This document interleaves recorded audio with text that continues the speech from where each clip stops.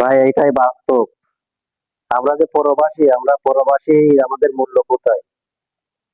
না আছে আমাদের পরিবারের কাছ থেকে কোনো মূল্য, না আছে এয়ারপোর্টে কোনো মূল্য। দেশে যাওয়ার সময় আমাদের এয়ারপোর্টে হয়রানির শিকার হইতে হয়। বিভিন্ন খাতে আমরা প্রবাসী আমাদের হয়রানির শিকার হইতে হয়।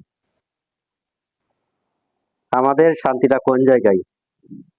আসলে আমরা প্রবাসীরা যারা আছি, আমরা কি মানুষ না? যারা প্রবাসে এইভাবে পরিশ্রম করে, এরা কি আসলে মানুষ না? নাকি এদের মানুষ বলে মনে হয় না?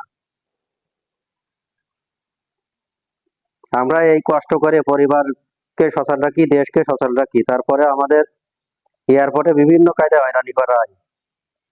দেখেন, এক দরবেশ বাবা আছে বর্তমান এয়ারপোর্টে। দরবেশ বাবা প্রতিনিয়ত মানুষের মাল সামানা কেটে নিচ্ছে,